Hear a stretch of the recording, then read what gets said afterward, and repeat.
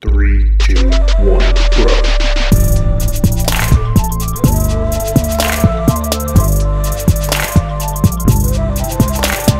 What's up, everybody? My name is Michael Lee Murphy. I'm one half of the Brothers Murph, and it's time for Metagame Minute, a weekly segment where we talk about something in the board game hobby that's been on our minds lately. And what's been on my mind are sometimes games are broken and you don't even notice until they get fixed. And this usually happens via an expansion to a game. Now, typically these are gonna be games that are perfectly fine as they are, but maybe once you get kind of like a look at it from afar, a couple things have been changed, there's a second edition or something, you look back and you go, huh, that wasn't the most balanced thing ever, or this was kind of weird or not thematic or what have you. And I've had a couple of instances recently where I've kind of realized that maybe this game wasn't quite so perfect as I thought. And that does not mean it was bad. So, big couple of instances that I've seen with this is number one, namely, is my favorite game, A Feast for Odin, which I loved very much. And then I got the Norwegians expansion for A Feast for Odin, and I said, oh, the original game was crap. This is way better now. And that's not true. But every area of the game that I loved about Feast for Odin remained with the expansion.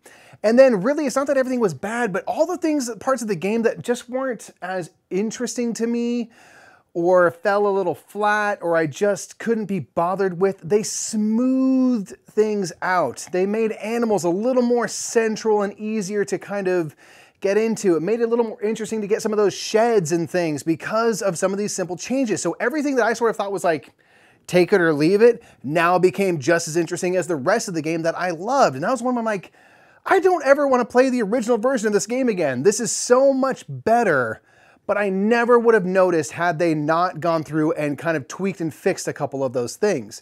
Most recently, is I played the Oceania expansion for Wingspan.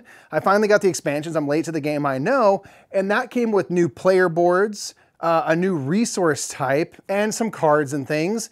And what they did was they went through and they balanced out that player board in terms of what you get once you start playing cards out. It's kind of an engine building game. And in the original game, it sort of defaulted to everyone saying in the last round, just get a ton of eggs. And eggs are still very valuable in this game, so they don't change that, but they just made it so it's a little easier to get food and cards, a little less OP to get eggs, and just kind of balanced out a couple things. And they also made it a little easier to cycle out the kind of display of cards and the food dice. Just made it a little bit easier to do that. So it made the game a little more dynamic. Cards and dice are moving through a little more fluidly, and it's a great way to play the game. If I took all the expansion cards out of Wingspan, I would still use those player boards because they're more interesting. They also introduced a new resource type, nectar, which is wild. You can use it as any food type, and every nectar you use goes toward like a little area majority at the end of the game, a couple of bonus points, and it makes it a little easier to operate. Because if you keep rolling and you never get rats, you're like, what do I do here? I could spend 2 resources, but it's expensive. So now you have this nectar, which makes it a little easier to play while keeping the tension going. Because for me, when I play Wingspan, I just want to get to the point where I build up my engine and do lots of stuff. So don't make it hard to get to that part, because that's the fun part of the game. It just smooths stuff out.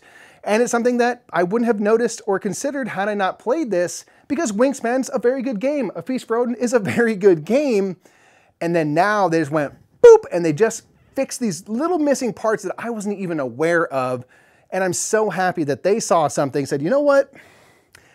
I can massage this a little. I can make this even better, and we all get to benefit from it. So I want to know, for you, what games out there have done this? Has there been anything that you were, you know, into? You're like, I like this game just fine, but now it's so much better. Shakespeare with the Backstage expansion, never would go back. It completes the game, but I never realized until I tried it. What are some examples for you that you're like, thank goodness this is here. I didn't know I was missing this, but now I can't live without it. Put those in the comments below. And until next time, just remember that whether or not you like to seek out any expansion, any tiny little way to improve a game, or you just want to not bother with any of that at all, you either love or hate a game based off its first impression, the more meta, the more better. Thanks so much for joining me for another Metagame Minute. Be sure to put comments in the comment section. That's where they go. Make sure you thumb this video up while you're at it. If you want to see Nick's Metagame Minute from last week, it'll be right over there. And if you go down here, it'll be a super excellent video. And make sure you subscribe to the Brothers Murph so you don't miss any single moment of contact. And I promise next time, I'll talk slower.